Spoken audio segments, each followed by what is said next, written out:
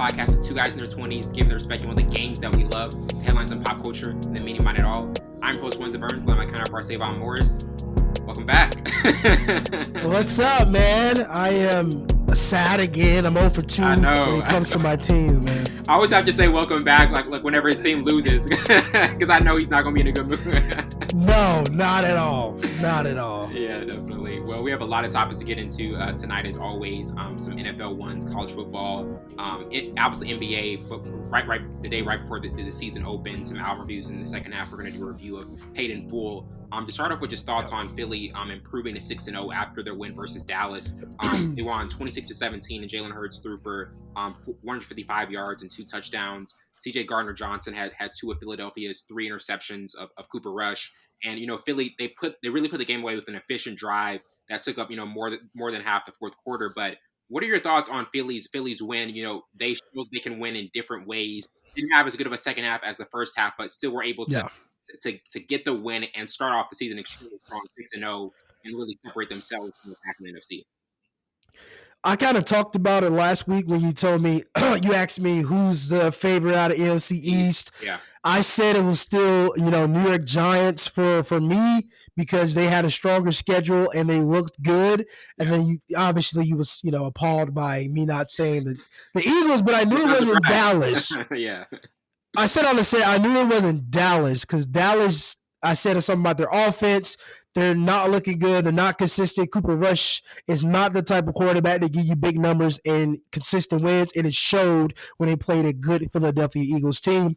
He didn't even have 200 yards. He was 18 for 38. The running game was non-existent, like I said last week. Tony Pollard had 44 yards. Ezekiel Elliott had 81 yards. But Philadelphia has continued to look really poised, especially Jalen Hurts. I love the interviews that he has so far. Like, nobody talked about us when we were, what you said, like 2-5 or something like last year. Now they're 6-0. Now everybody wants to talk about us. Now we can be in headlines. But I love what their defense is doing. They made good moves by getting Chauncey Gardner from the New Orleans Saints. He has been 2 interceptions. He looked good, and he's a Florida guy. So I got to highlight that. True.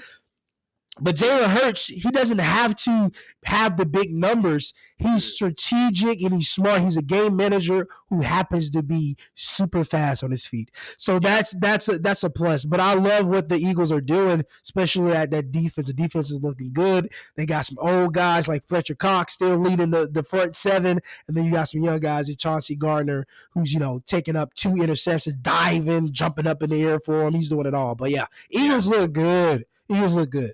I still think Giants are the best though in the NFC. Yes, 5-1 as well. So I mean, you can't overlook that either. But with Dallas though, like there have been the circulating talks of like, okay, put Cooper Rush in over Dak. Like I feel as though when you in a game like that, in a primetime game like that, it gets an undefeated Eagles team. Like, do you think it's one of those reality checks where even for the people that thought there might be a quarterback change, it shows, hey, you're still going to need a quarterback like Dak Prescott to actually get them over the hump when they compete against these like top tier teams like Philly.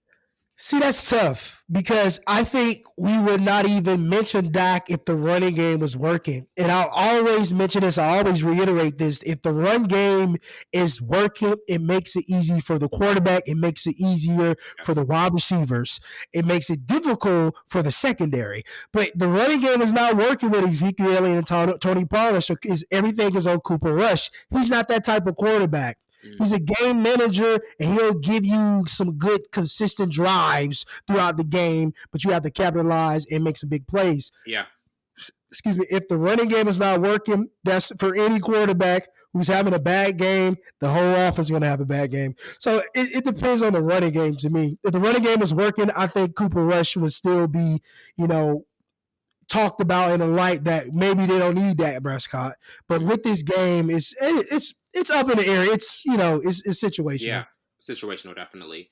And now getting into the Bills' road win versus Kansas City and just like the importance of it. Buffalo won 24-20, and Josh Allen threw for 329 yards and 3 touchdowns, including the go-ahead toss to Dawson Knox with 104 left. Stephon Diggs had 10 catches for 148 yards and a touchdown. And Gabe Davis also had a touchdown catch. I mean, it was all the players that they need to step up were able to step up when it mattered most. Like So you what are your thoughts on this win for Buffalo and just also the importance of it? Because this is one of the teams they know they're going to have to face in the playoffs, and Kansas City has had success against them. And I feel as though this was obviously it's the regular season, but it was kind of like a morale booster for them, especially on the road. I think when you look at the schedule, if I'm Jonathan Allen and Josh Allen, and I know he's circling when they play Kansas City, yeah. I have to be perfect. And that's what he was. He was perfect, 27 out of 40, 329 yards, 3 interceptions. We all know Patrick Mahomes is going to get his yards. He's going to get his touchdowns and mix it around to Juju and Travis Kelce. But what I was looking at mostly, and I think I said this, I thought Kansas City Chiefs is the better team, and I do still think so, especially with the wide receiver core.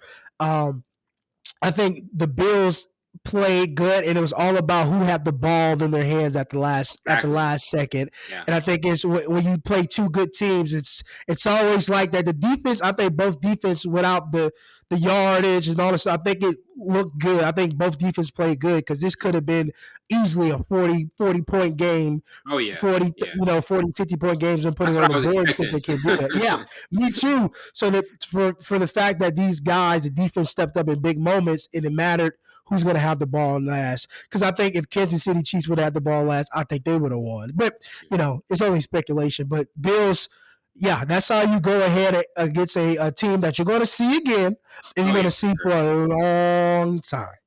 And I think, yeah. Yeah, and you mentioned you still think Kansas City is the better team. Like, do you feel is that based on the fact that this team has been to so many Super Bowls? Is it or is it just like comparing the team to team? You feel as though with the receiving core, possibly that, or even the Mahomes factor and the repertoire he has with Kelce, that they'll still be the better team when it matters most in January. I think Patrick Mahomes has that Tom Brady effect. You don't bet against Tom Brady. And I think it's similar to Patrick Mahomes because with this wide receiver core that we saw in the preseason, I thought they were there's no way he can win with this team. Yeah. But when you're a good quarterback and you make plays instead of plays with your feet and you're very smart and you can do things that other quarterbacks can't, then it makes it easier for the wide receivers core. Yeah. And when you have Travis Kelce, top rated tight end in the league, it helps. But I think defensive wise, I like the Kansas City Chiefs over the Bills because Micah Hyde has been hurt, and that's their leader on the Buffalo Bills secondary. It's a couple other guys that's banged up. So just for personnel wise, I think Kansas City Chiefs sat in a better light than the Buffalo Bills, but they said they don't care about, somebody from a full scope podcast talking about who's better or not better. Yeah. We're going to beat them. But no, I still think Kansas City Chiefs is the better team because if you swap quarterbacks and you put Josh Allen on the Kansas City Chiefs with that wide receiver core, yeah, he has Travis Kelce, okay. But his wide receiver core is way stronger than Patrick Mahomes in my eyes. So definitely. There you go. Yeah. And now getting to the Giants' home win versus the Ravens, New York won 24-20, and they, as we mentioned earlier, they keep finding different ways to win as their defense forced 2 turnovers late in the fourth quarter. Daniel Jones also threw touchdown passes to 2 rookies. But what are your thoughts on the continued success the Giants are having under Brian Daboll, and also the fact that this is the same roster under Joe Judge last year, but they're having success with what Brian Daboll is doing? Do you attribute that? First of all, what are your thoughts on the win, and do you attribute that to more of the coaching or possibly what they're doing differently in terms of finding different ways to win? I think it's the coaching, to be honest with you, and Saquon Barkley is completely healthy, so they can use the game plan to implement him in different angles of the game plan going into the game against different teams. But I think when you think of the defensive coordinator has changed, the offensive coordinator has changed, so the play call is going to be a bit different. They're going to dumb it down and kind of adhere it to Daniel Jones. I don't think they did that last season. And the defense is better. You go back and get Jabril Peppers, and he was so pivotal for them. Pivotal for when he came over from the Browns, and then you get another top DB. I forgot his name. His name escapes me, but he went to the Jets or another team, and he came back. So I think they're getting the right pieces back that made them decent enough, and then the play calling is changing, and the defense is strengthening. So they look real well. They kept They kept Lamar, wow. Lamar Lamar Jackson. Jackson. Look at there. The brain is going. I'm getting older, Wellington. They kept Lamar Jackson in a tight window. Yeah, Normally he gets over at least 77 yards, but they contained him pretty well. And the defense look good. And Daniel Jones, they make many mistakes. I think that's what makes the difference. When Daniel Jones plays a decent game, I think the chances goes up. And then obviously you can implement Saquon Barkley in there.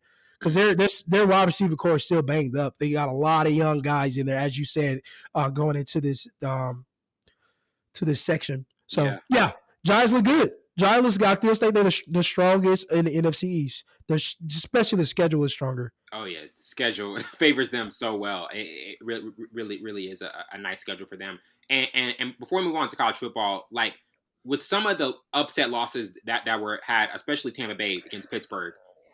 One I don't think a lot of people envision Baltimore losing, and then Green Bay. Like with three different 3-3 teams that we didn't expect to have this record of the season. Like which one are you most concerned about going forward? The Packers. And I know it sounds biased, and I'm only just the Packers. Yeah, without a top wide receiver is going to be extremely tough. And then it's, mixing the offensive lineup. It's not a steady offensive line for Aaron Rodgers. Bakhtiari still getting acclimated. They're still moving Ellington Jenkins around. So without consistency for that wide receiver core in the offensive line, it's going to be a long, long season. And we can't keep putting our defense in situations where they have to be perfect, and our defense can't be perfect, especially our secondary. So, and then, Buccaneers, they're not the same team in my eyes. Obviously Gronk has retired. That's a big pivotal part. Yeah, you go get Rudolph, but he's not the same Rudolph that was with the Vikings, ages ago. The running game looks different. The offensive line is still decent enough, but the front seven is strong, but it's areas that they seep through, and they're making a lot of mistakes. And I think Tom Brady is not really focused. Maybe that's clear. We should have hit a red flag about when he went the 3 weeks hiatus. Yeah, I feel as though, like, looking at it now, we kind of downplayed that more than we should have, because we're kind of it'll be fine. They're going to be good, but it's starting to seep in, the off-field distractions.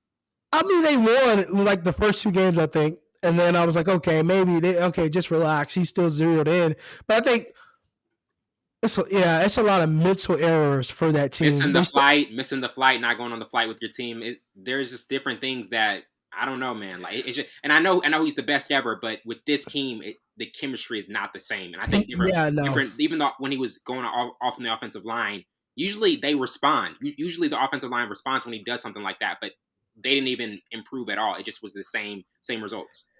It was a meme going around saying, I'm losing my family over this.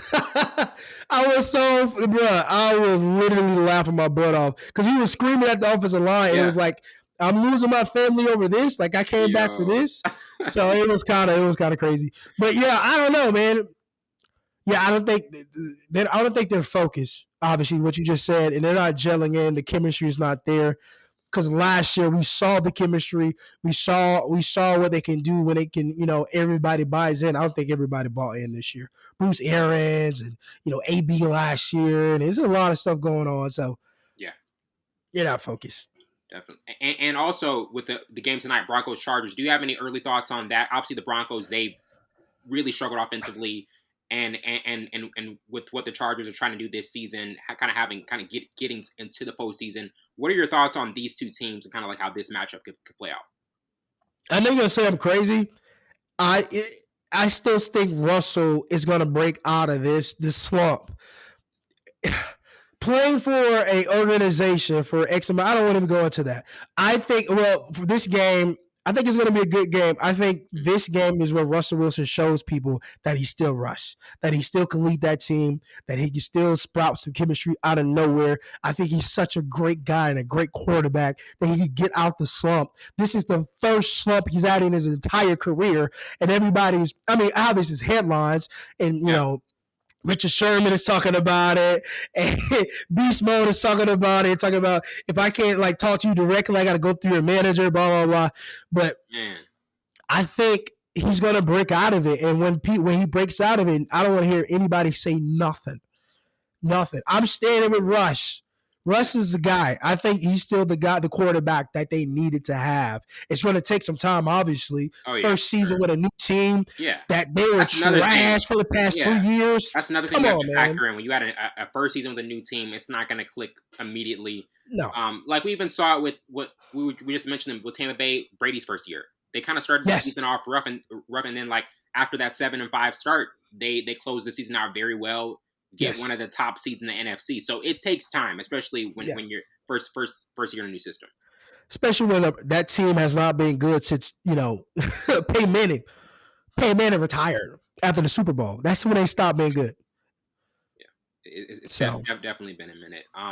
And now getting into college football with obviously the game everybody has been talking about, the Evan match of Alabama-Tennessee, and just some of the major takeaways from Tennessee's win. Chase McGrath made a 40-yard field goal as time expired to give them the win. Hendon Hooker drove the Vols 45 yards in 30 seconds to set up the winner. There were just great individual performances all around, with Julian Hyatt catching 6 passes for 207 yards, and on the other side, Bryce Young completing 35 passes for 455 yards and 2 touchdowns. What are your thoughts on this game? I mean, extremely high scoring.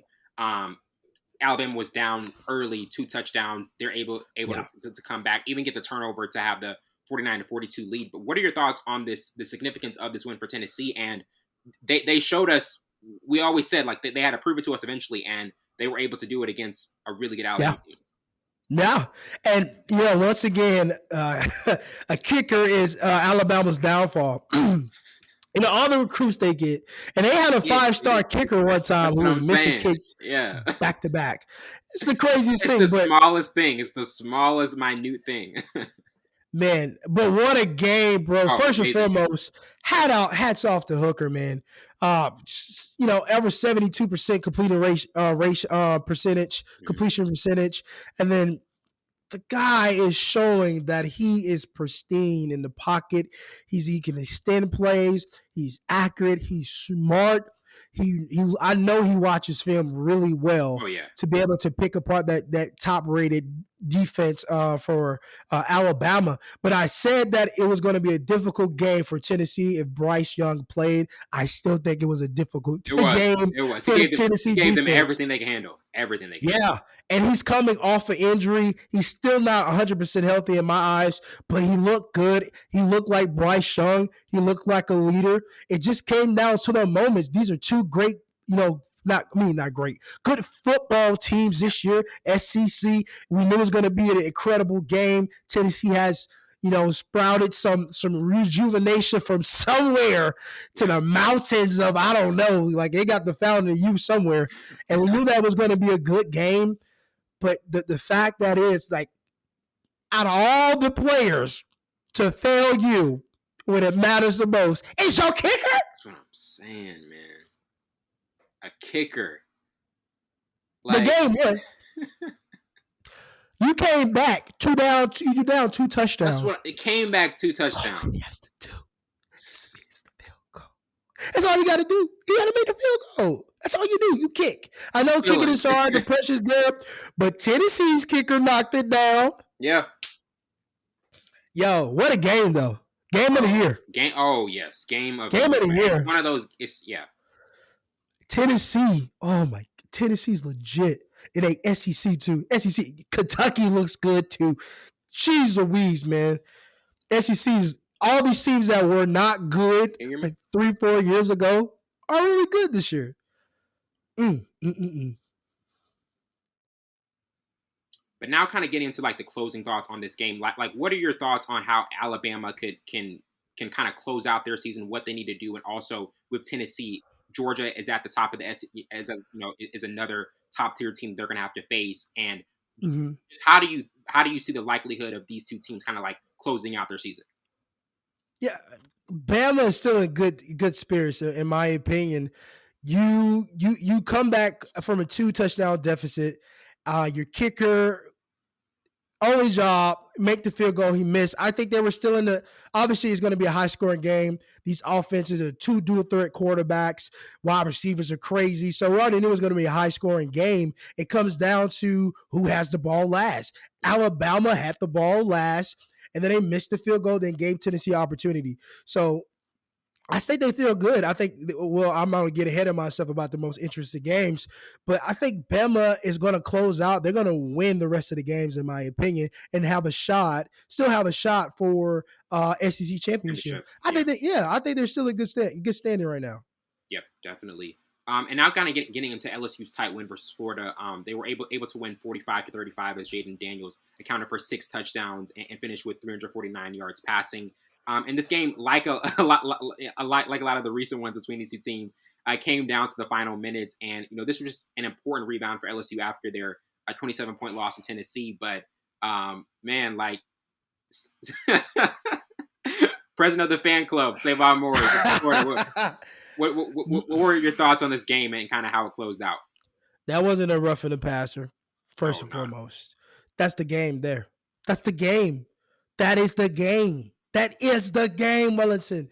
Interception. We got momentum. We were going to score and tie it up. Okay, it's a ball game. Let's go. But those calls, that was just a weak call to me. And then obviously they have the opportunity to get the first down. I thought we look good, but our secondary as it continues to be highlighted as trash. They are getting torched every game. I don't know where they went after the Utah game, but they're not in Ben Hill Griffin Stadium. And we made them look so good. Yeah, man. Because if you look at the first 4 games for LSU, that wide receiver core, which is highly recruited, though they're good, don't get me wrong, they look non-existent. But you get better. This is not the same LSU team that Florida State played. Let's call spade a spade. Oh, yeah. Completely different. But no, hats off to LSU though, man. But I think that changed the game. It's always that one stupid thing, obviously, with the throwing the shoe. Mm-hmm.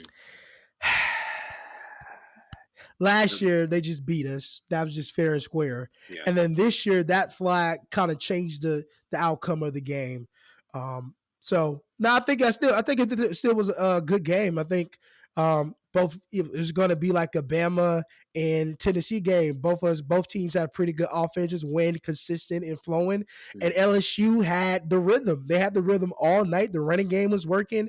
And then obviously you're going to have, if the running game is working, we got to stock the box. You're going to be man to man on the outside with a safety over top who can't get there. So it's going to be 1-on-1. So the game plan was working. That's why I say if the running game is working, your quarterback has opportunities to look really good or look even better than what he is. So the running game is working. Yeah. Running game is working for LSU. No, so you have to stack the box to try to stop that. And then you leave it at cover 3 or cover 0, and now you're man on the outsides. So good game plan. I mean, everything was working for LSU. Absolutely. And now getting into Clemson's road win versus Florida State, they won this game 34-28, and this is their 7th straight win versus them. And DJ Uiagalelei threw for 203 yards, 3 touchdowns. Will Shipley had 20 carries for 121 yards and 6 catches for 48 yards.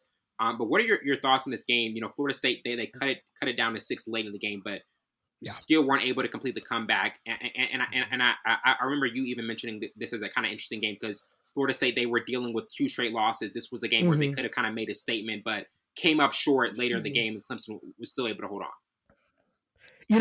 It looked good for Florida State going in. Obviously, the first touchdown goes to Florida State. And then I think Dabo has finally settled DJ down in that role. And him, he looks more comfortable. He looks more comfortable and simplify. Oh my gosh, this code is killing him. Simplifying the game for him, the game plan, whether they're relying more on the running game to make it easier for your quarterback, get those one-on-one matchups on the outside. And that's what the game plan what Clemson done, and they succeeded. Obviously, they started slow, and then we saw why Clemson is still Clemson. I think Dabo is finally settling DJ down in that role as a top quarterback. Yeah, absolutely. And now kind of getting into most interesting Week 8 game.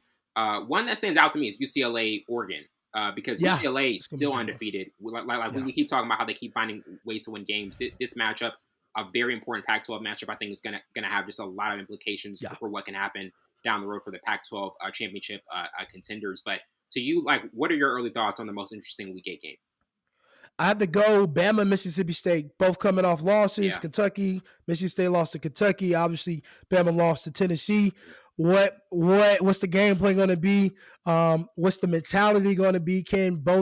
How the game is going to look like coming into the game? I know Nick Saban made everything uncomfortable this week. Oh, Everything. Oh, yes. He's probably popping up in the classes. You better be learning in here. You better be learning. I bet he's making it uncomfortable. You can't eat. Showing up to lunch. Sleep. Showing up to lunch. Yes. What you eat? But no, I think that's the most interesting game. Oh my gosh, I'm talking too fast, man. I'm trying to overcompensate for this raspy voice. And then Syracuse Clemson. I want to see if DJ continues to take lead of his team, and Syracuse is number 14 since when the orange, only made for basketball, right? Yeah. But I like what they're doing this year. The quarterback looks good going against another ACC opponent. Let's see. I just want to see if DJ continues to take control of the offense and Dabo really slows it down for him, because obviously the first couple of seasons he has not lived up to expectations. So he looks good this year. Number 5. So if they win, I think they're in a good movement to make it to the top 4. Oh yeah, for sure. Now, and another thing, have there been any like Heisman standouts to you so far this year? Obviously, Hendon Hooker with what he did with Tennessee, like he's going to be in that conversation. Yeah. Have there been any kind of other contenders that you say like, hey, these guys have had like the most impressive year so far? It was Bryce. I thought Bryce was a sure end because Bryce is so consistent. Then he got hurt, but I like Hooker. No, I think Hooker has went up in the poll, especially throwing him 5+ touchdowns. I think he looks in a good favor. If Bryce Jones can get back acclimated and and I think Bryce Jones is not going too far. But it's right now, I think it's Bryce Jones and Hooker that's going neck to neck right now. And obviously, Bryce Jones has been out for the past 2 games, so that should tell you something. It definitely should. He's a dog, man. Battle tested, bro. That I was watching the game. I was like, man, nothing rattles this guy. No, literally nothing rattles this guy. And you need quarterbacks like that. Like I feel like coaches, they're like, if you can find a quarterback who's just cool, calm, and collected throughout the game, it's a hidden treasure. I think he's like Jalen and Tua combined. Jalen didn't get rattled in my eyes either. He was, soft spoken. You can see in his facial expression that he was still calm and collected. And then Tua just made big plays, man. He had the accuracy with Alabama. He had the ability to, look off defenders. I think Bryce Jones just combined with Jalen Hurts and Tua abilities. And this Alabama-Tennessee game felt like the 2019 Alabama-LSU game with Tua and Joe Burrow. Oh, yes. It almost gave me a flashback to that. It almost gave me a flashback. I was like, whoever has the ball last is going to win. Like, it literally was one of those just all-timers. So, a phenomenal game. And now getting to the NBA preview with opening night, Celtics Philly. Obviously, like this game with the defending East champs, them not having their coach for the year, and then Philly, getting a revamped type of team with PJ Tucker, Daniel House Jr.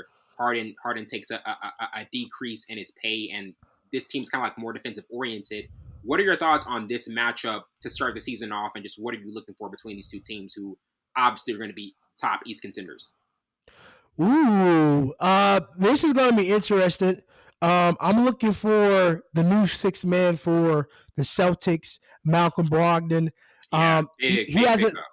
Yeah, big pickup. He hasn't lived to expectations in my eyes. He was, highly recruited, highly drafted, and he hasn't lived up to the expectations. I'm looking for him coming off the bench and create mismatches. Both lineups look good, but I think obviously, I lean towards the Celtics, even with the head coach situation and bitter shame. But I think they're the better ball club, and I'm looking for Malcolm Brogdon to be that extra piece because we all know Jason Tatum is continuing to rise to that ceiling, and Jaylen Brown is in that mix, and Al Horford, all those guys. So I'm looking for, but the one I'm really, really, really looking at is Malcolm Brogdon. What can he bring to the table? How can he be a mismatch going on to the second team and trying to help the team get better? Yeah.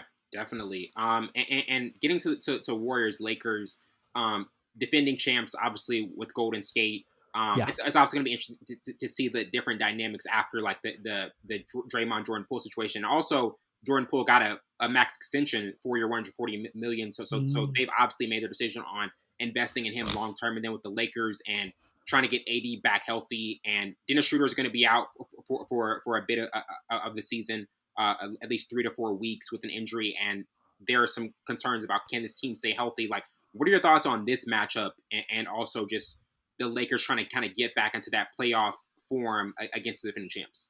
Right. Everybody's looking at the Lakers to be back to the oil machine that it used to be. Like you said, AD's coming back off injuries. LeBron is coming back off injuries and trying to kind of revamp himself in the role. But you have guys like Patrick Beverley, who's going to be that vocal leader as well, to take some of the frustration off of LeBron James. I'm interested how this lineup is going to be if Russ is going to come off the bench or is Patrick going to come off the bench. But we got to look at the Warriors too. Two of their guys they lost last year who were pivotal to that to their squad is Otto Porter Jr. and Gary Payton the second. One led the club in steals, and one led he was the second leader rebound. Otto Porter Jr. was. So they're missing two pivotal pieces. Yeah, they kind of got guys that were similar, but I don't think it's going to be the same. You get two max contract extensions with Andrew Wiggins and to Poole. I'm just thinking Draymond is just like, I should have punched him again. Because they gave Andrew Wiggins and Jordan Poole a max extension. Yep. I don't know whether they're sending a message. They're sending a message, man. I don't know. Yeah. I like it with the Lakers. I hope he goes to the Lakers. I think he would be good for the Lakers. I literally, when the footage came out, one of my initial thoughts was, bro, it's leading up to it. AD, because he wants to play with LeBron. That's what I'm saying. He wants to play with LeBron.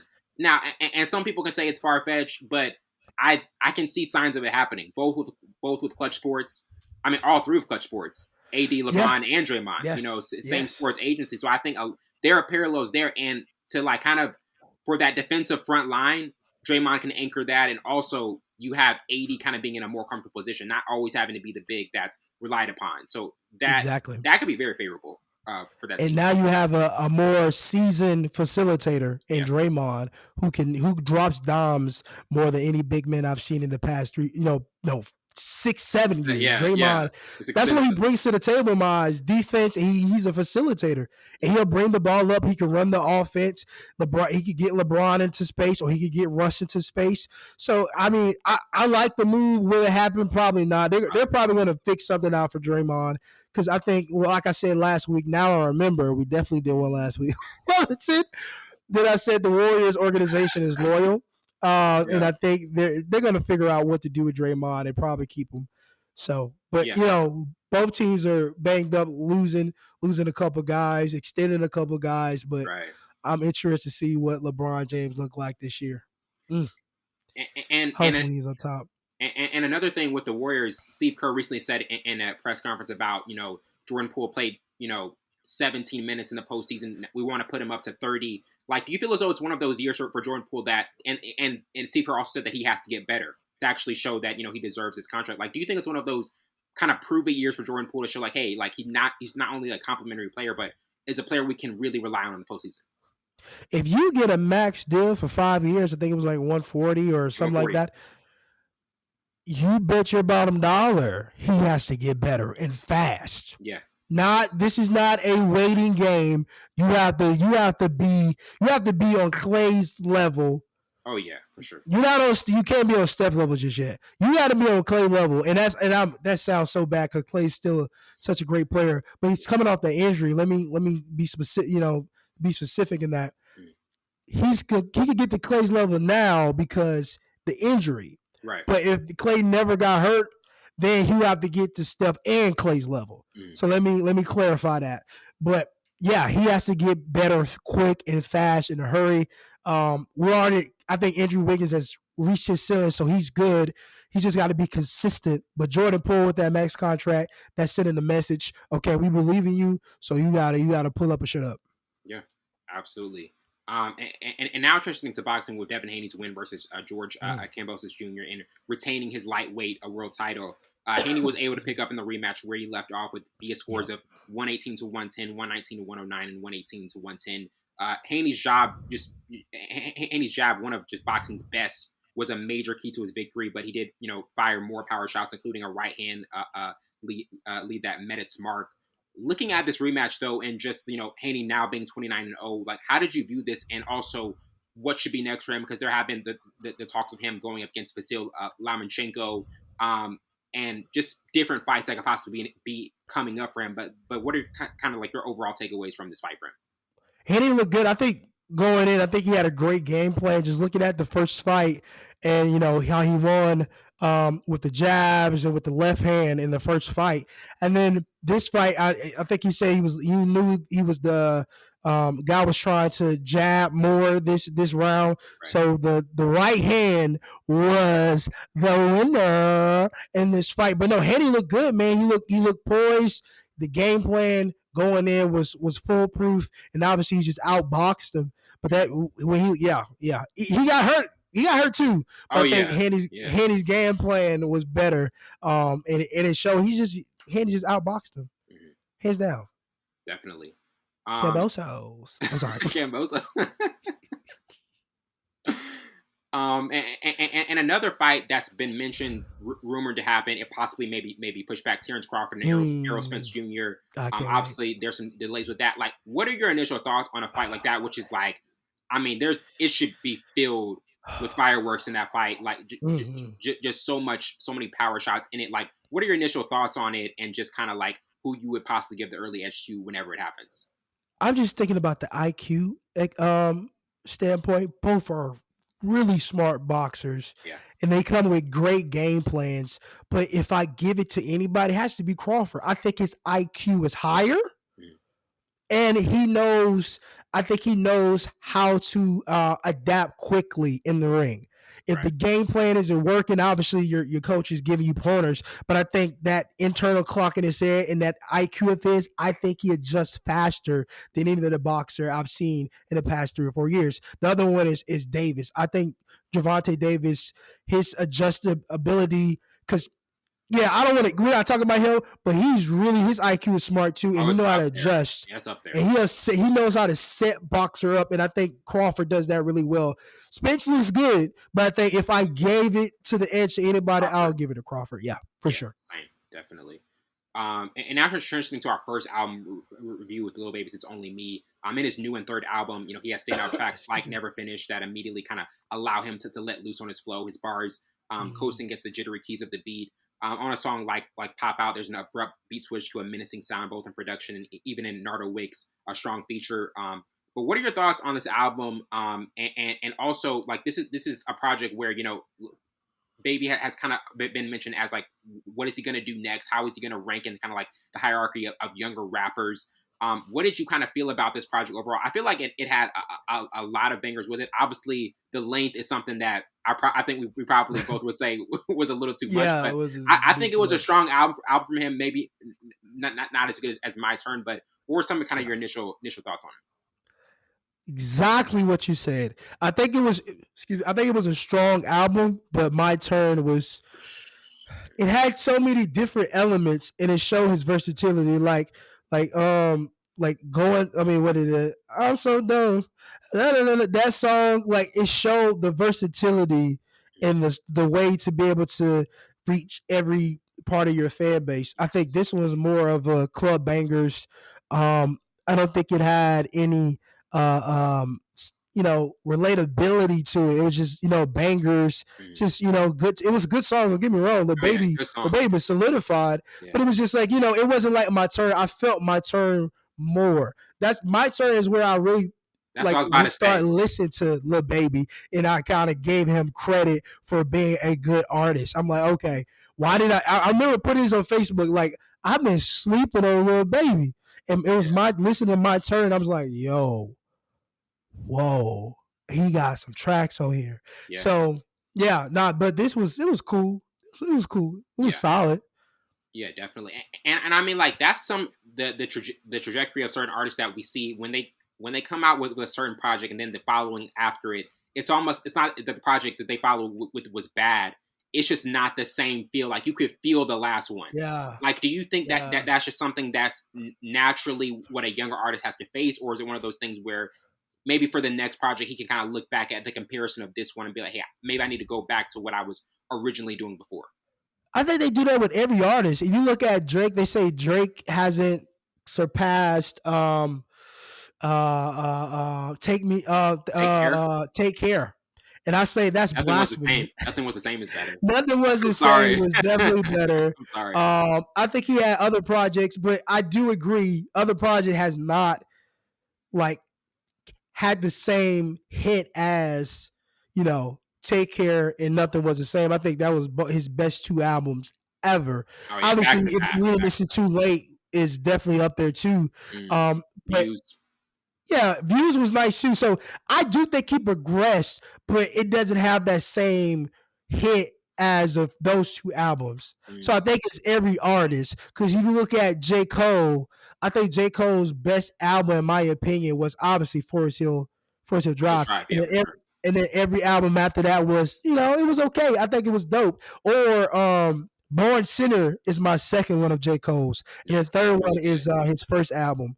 But, you know, I think each year he's progressed, obviously, but it doesn't hit as Forest Hill, because we always go back to Forest Hill Drive. Oh, yeah. And I don't think you can skip any song of Forest Hill Drive. At all. Not even the one he's shouting everybody out. Like the whole song. I still listen to that. I still listen to that whole song. And I'm like, why am I listening to just shouts if I want to listen to it? He was shouting out everybody. He probably shouted out somebody from the bodega in New York. Like he was just shouting out everybody. Absolutely. And now getting into MAVI's Laughing So Hard It Hurts review. This is the sophomore full-length album from the Charlotte up-and-comer. It's filled with production that is a refinement of the abstract yet jazzy boom bap sounds that helped him kind of blow in the underground to begin with by incorporating more elements of neo soul. This time around, as his pen game really elevated. But what did you think about this project and the different themes in it, and just kind of like what I feel as though the production helped him in certain songs, especially because it was able to vibe with it. And in other ones, it seemed as though it kind of was like overshadowing him or kind of like taking the attention away from him. But what were kind of your thoughts on this project? I thought some of the songs he didn't go on. And like some of the production he didn't go on. And then some of the, like, he had no verb on his vocals. So it's just not raw vocals, it was master vocals, but it had no verb to kind of go within the beat. So it's just like his vocals standing over the beat in a sense. And some of the songs he like really went on, and obviously, you know, I think his pen game is dope, but just like some of the songs production he didn't go on. Like as an artist, I think that's something that you have to have the ear for. Like I don't go on that. That's my voice can't go to that. And I, as an artist, I know that firsthand. I'll try, but I'm like, yeah, it doesn't sound right with me on it. That belongs to somebody else. But you know, I think I will give him credit for his pen for sure. I will give him credit for the pen. Yeah, it's strong. But just because the first song, literally, Hi John, he has no verb on his vocals, and it's just him. Like this is the beat, and he's standing on the beat. Yeah, exactly. And it's like separate. Because when the verb, you can actually combine the two and make it gel. I think it would have been different if you had verb on it. But I don't think it was a bad. I think this is an album. Concise. Yeah, I'll give him that too. Yeah, concise album, 16 songs.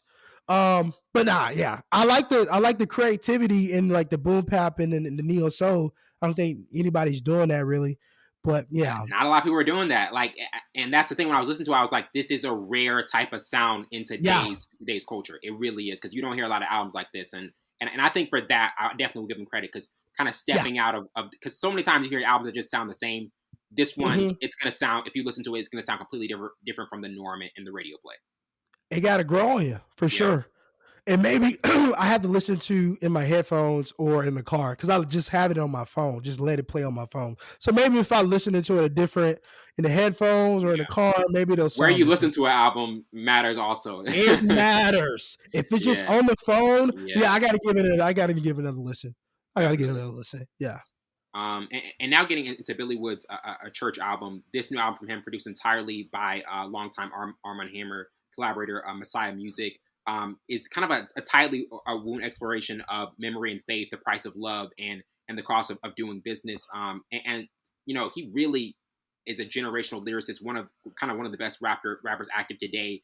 Doesn't get talked about a lot. He kind of has a spoken word style, straightforward, but kind of like still Yes. totally commanding, man. Like, this guy is really gifted, like a really gifted MC, and I think that spoken word style kind of it can catch people off guard, but still works really well. Like, what were your takeaways from this album? I didn't take that from it. No, I do think it was a spoken word type vibes, but it's only one artist. I forgot his name, so I'm not going to mention him because he does like a spoken word type, but his voice, he makes the beats. It's not a boom bap. It's more poetry, spoken Poetry, so like word. spiritual air. Yeah. Like Dear Jasmine, that's one of his best songs. Is Dear Jasmine. I gotta look. Matter of fact, once we go, but with this one, I was like, I wasn't feeling like you could tell he's a lyricist. Oh, Londrell, if you Okay. ever heard of him. He's really dope. He has that poetry, spoken word type, but it fits and it's engaging. But this one was more of a spoken word boom pap, which really caught me off guard. So it really caught me off guard because I was like, when he came on, I was like, okay, he gonna catch the beat eventually, and then he never caught it. He was running after it. He Yeah. didn't catch it, and that for me, my ear doesn't like sounds like that. So Mm. obviously, I'm pretty sure you thought this. I'm not taking away from the Oh album. yeah, I no, think he's a I know great what you mean. Yeah, lyricist, yeah. but it's just like my ear It does doesn't it doesn't like work for that. some people's ears. I definitely get what you're saying. Yeah, Like G Herbo, I don't like him because he I'm not a raps G under Herb the fan. beat. Yeah, not a G I don't Herb like how he raps. It's like a delay. fan. Nah, brother. You Yeah, can we're not rap doing on top of it and have production to go, or you can rap it. in Right. it, like in the midst of it, or on top of it. But if you rap under it or like the behind it, like I can't get with that. I can't get with that because it's just like my brain trying to figure out why in the world is this, huh? Yeah. Yeah, Why is this happening? yeah. Like what? Like what? Who in Yeah. the studio was like, yeah, bro? I think we should mix and master Man, that. it's a lot of these artists. It's about kind of what sounds right to your ear, like Yeah. especially like you said with Mavi being over the beat. Like in terms of the technicality of it, like, do you think when an artist, how much of an artist kind of letting those songs go out is it based on the producer being comfortable with it, or the team, like who do you think kind of has the final say so and things like that, in terms of like, hey, like, we'll let this song go even though it may sound like kind of off kilter from what it should be. If you had an A&R, then obviously you got to go through the A&R team and then your label. But I think, let me turn my microphone. I think I'm spiking. Um, but when you, as an artist, and I think for Mavi is different because he's doing something that nobody is doing. Mm. So I applaud him for that. Keep doing that because eventually that's going to pick up. Because before, and I'll give Ja Rule his flowers, before anybody was doing music for women in a rap form, it was Ja Rule, Yeah. but people wasn't picking up until Ja started doing it, and then we get Drake, and then we get Fabulous does a song with forgot her name. I really like what you that Oh, that one. artist. Okay. So then we get more and more music, and then we get 50 Cent, who's a hook genius and Master of does the have hooks. a baby about me, baby, baby, baby. Like we get like 21 questions vibes. So him doing this now and making a path for it, yeah, keep doing Champion it. that. Yeah, So definitely I champion think that. it's different for Mavi because he's doing something that nobody, but any other artist, obviously you got to go through. If you're with a label, you got to go through your A&R team and then the label team, and then I'm like, okay, I think it's good enough. You got a single in there, okay, let's put it out. Mm, But absolutely. yeah, Definitely. And getting to our last review with Chxryy 22's The Other Side. In the most recent signing to the Weeknd's EXO record label, her debut EP displays kind of, how she has a soft but strong voice. And there's a kind of experimentation within the production, with even the introduction of like strong drums and even sirens at one point. But what are your thoughts on this EP? This being her debut one, you're giving me a look. You're kind of puzzled at something. I'm gonna let you ask what you're about to ask. That makes sense now. Yeah, I didn't so know we she can. was signed with EXO. Yeah, Her sound is amazing. yeah. I don't like The Weeknd, but But her you like sound. her. Oh my gosh! Like soon the other side came on, I was like, okay, I love her voice, I Yeah, love the vibe, but I was looking for the up tempo song. She didn't give me. that's I the mean, one thing. Us and Alone were close, and then Wasteland was like in the middle. But I want her to give me an up tempo song like Summer Walker does, Yeah. SZA does. But this EP was fire. This EP was Yes, fire. really enjoyed Her this. vibe was nice. But I want her to get, because her voice, I feel like can do great up tempo songs. Mm-hmm. But obviously, yes, she got a great voice and a great sound, and her production is crazy. So it Yeah. makes sense that she would excel. That makes sense. That's why I was like, You gave me the she look, and I was like, something stood out to. went EXO. I didn't even know that. Yeah, definitely. Wait. It does say EXO Records at the bottom. Shit out of V8, right? That's what I'm here for. That's what I'm here. Shit out of V8, man. Oh man. But you mentioned SZA, and there's heavy. SZA recently said the song that we talk about so many times, "Shirt," it's about to be released. The music video is done. What are your what's your reaction going to be when that song finally I don't gets put believe it, out? bro. Me either. She's I playing don't with believe us. it. She's playing with us. Her label's playing with us. But That's really what it is. If she releases that, bro, she's gonna break the She's gonna break it. internet. We have been waiting for her. She gave us little extra songs on the album as Control. Okay, Yeah. cool. But we've been waiting for new music. Yeah. She drops that, she's gonna break the internet, bro. Man. She's gonna Literally. break the internet. I'm gonna have that song on repeat. Oh yeah. I know that's gonna be your most exciting review. No, for real, bro. Because I used to be on TikTok just playing It's that. a single song. It is a single song. Holy, it's an album. That song is an album. She can loop that for 7 songs straight, and I'll listen to it. Album. Whenever I hear She's SZA fine. updates, I gotta bring them to you, man, because I know Hey, we're both please. we're both waiting for it. Definitely waiting She for that. dropped that. She gonna kill the internet, man. Yeah, absolutely. Oh, she gonna kill the internet. We're gonna take a quick break. We'll be right back with our paid in full review.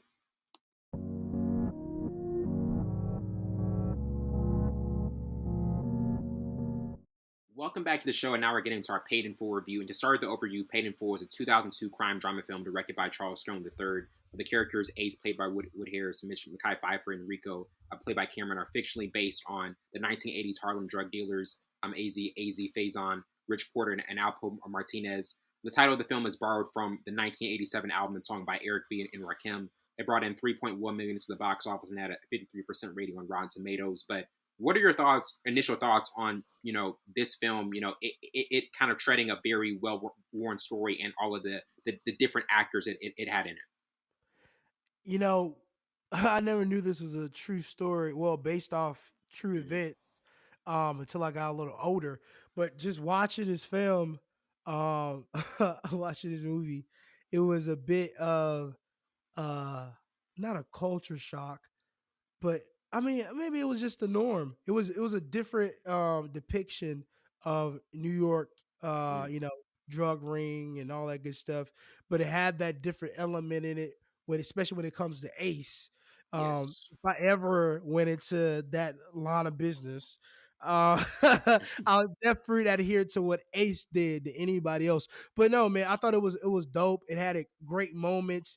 It had that bond and friendship. It had that you don't keep people that close to you because anybody could change on you. But I thought it was really a dope film, and it's definitely a staple. Is definitely one of the Black Negro spirituals. Literally. It's definitely one of those, bro. Yeah, absolutely. I mean, the bond and friendship was one of the strongest things, and then kind of people turning on you. Was one of kind of like the moral equivalence, or kind of like the key points of the moral story they were trying to tell, is that even bonds and friendship in a tight knit circle can eventually change, and somebody in your circle ends up turning on you. Oh yeah, that and there's only two ways out. You know what I mean? Mm. You're gonna die or you're gonna go to jail. Ace was able to, get out another way, but I mean that's to either die or you going to Yeah, jail. Like that's that's it. it. That's it. And one It's with the almost like the jail, mob movie. It's almost it's like how the mob movies literally, are, like bro. literally. It's literally like that. But I do think, you can't like truly trust anybody, especially when even Right. if they, killed somebody for you or did anything. Like, you always can't, put by anything from a person because people could change like that because we're ever so changing people. So Mm. yeah, man. Only two ways, one eight. What was the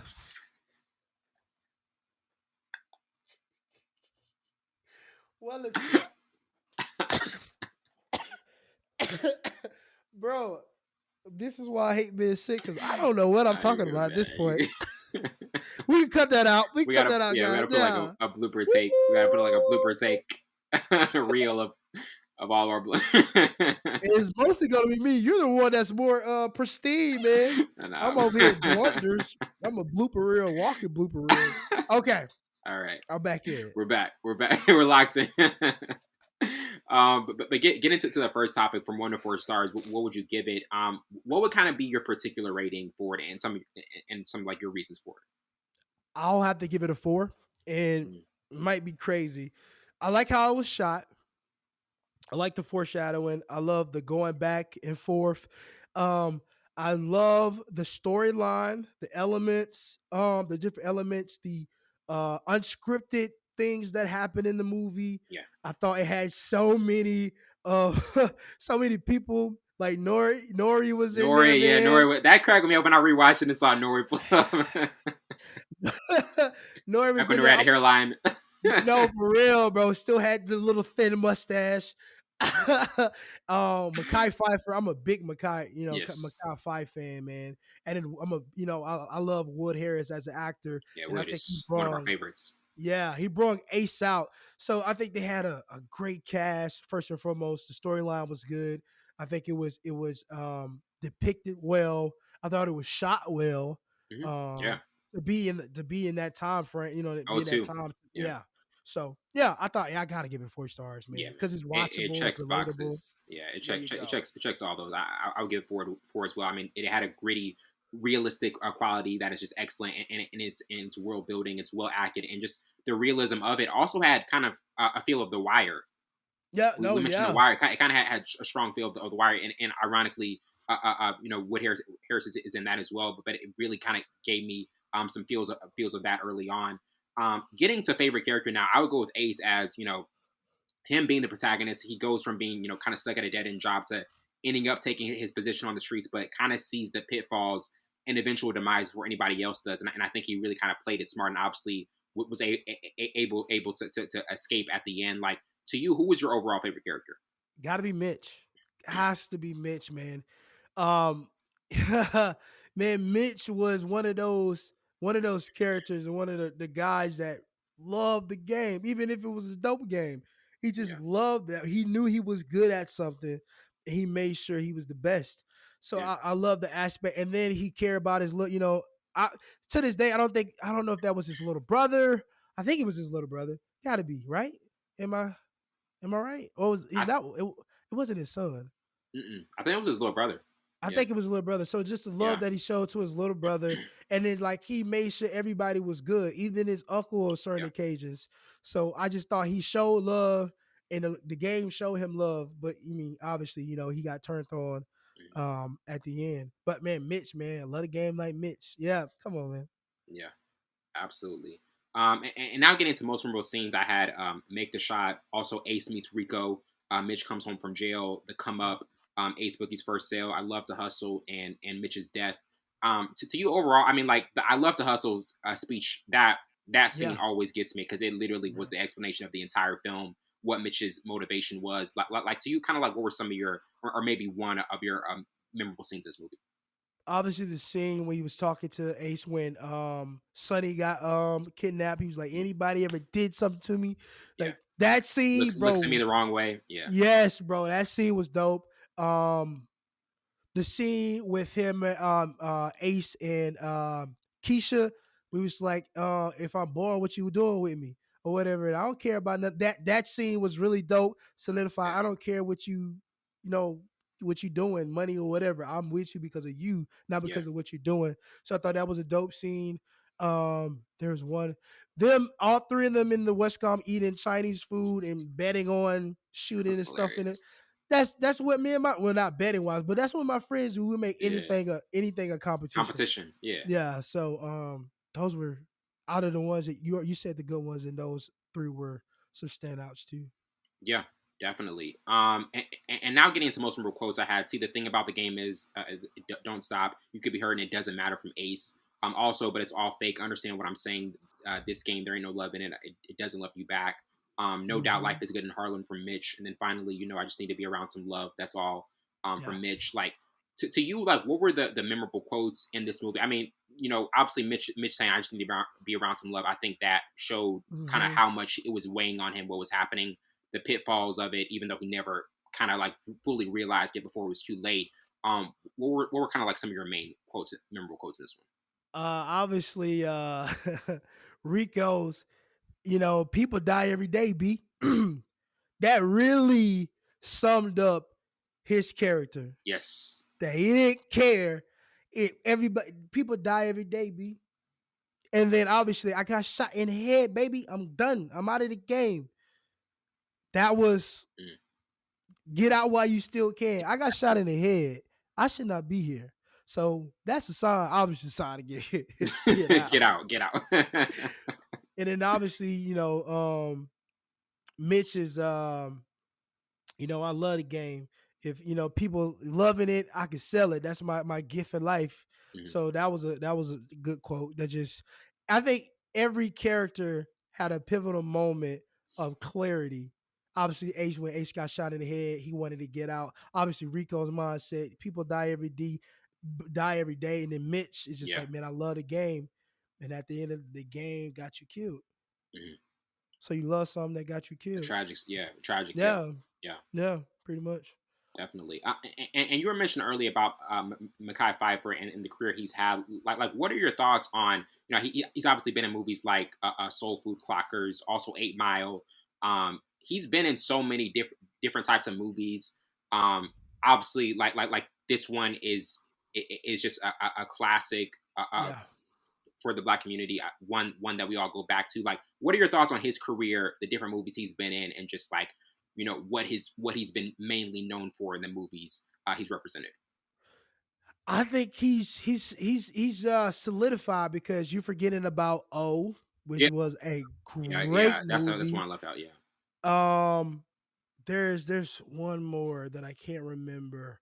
Oh, because he has like here beats and pieces, but those ones are obviously his main ones. And then his character in Shaft was pivotal, obviously, because yeah. they kind of started the movie. But obviously, 8 Mile, Painful, Honey, Yeah, Oh, honey.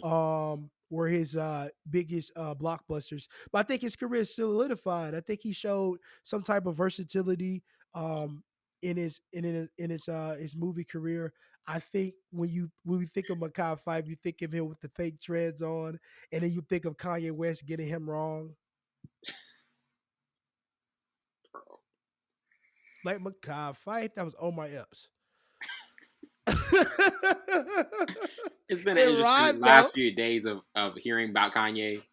So I mean, it's funny that you bring up Kanye because man, anything he says is But it took me about 6 months to realize he got the person wrong because the song was oh so man. fire. That was literally Omar Epps. In Too Deep, like Mekhi Phifer and Ron, but that was not the same person. It was not. It was Omar Epps Oh my and goodness, LL Cool J. But nah, yeah. I think Mekhi Phifer is solidified.